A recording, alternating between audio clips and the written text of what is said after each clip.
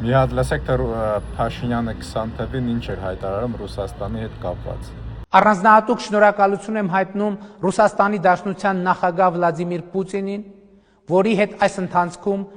ինտենսիվ կապ ենք պահպանել։ Այս օրերին Ռուսաստանը կարողացավ բարձր մակարդակով կատարել ԵԱՀԿ Մինսկի խմբի համանախագահի եւ Հայաստանի ռազմավարական դաշնակցի իր դերը եւ համոզված եմ այս դերակատարումը կիրականացվի միանշանակ եւ աներկբա հայ եւ ռուս ժողովուրդների բարեկամության լավագույն ավանդույթների համաձայն։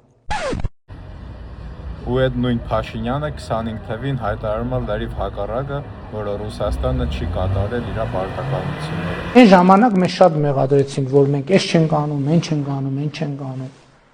Բայց մենք հասկանում ենք, որ Հայաստանի Հանրապետության լուծարման խնդիր է դրված։ Զրո արձագանք հապկից եւ զրո արձագանք Ռուսաստանից։ Այսքանից հետո դուք այս մարդուն ո՞նց եք վստահում երկրի ղեկավարի պաշտոնը։ Այս մարդը իր խոսքերը չի հարգում։ Դուք ո՞նց եք վստահում, որ ինքը մեզ հարգելու է, պաշտպանելու է։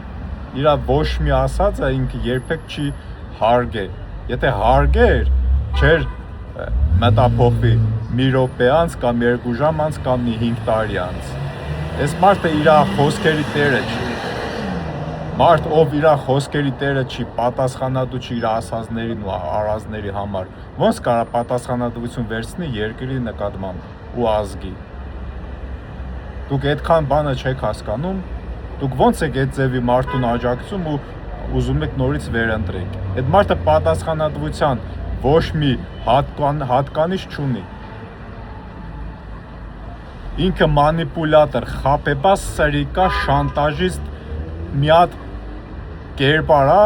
ով զավթել է իշխանությունը ու չի ուզում գնա, որովհետև գիտի որ գնաց բանդերում է հայտնվելու ամեն ինչի այս արածների համար։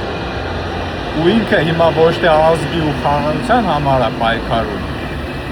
այլ պայքարում է, որ իրան չհանեն, չտանեն, դատեն։ Ու ձեզ մոլորացնում է, որ դուք իրան պաշտպանեք։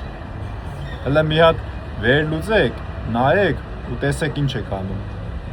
Հունիսի 7-ին կզասնելու ենք 16-ին, հիշեք։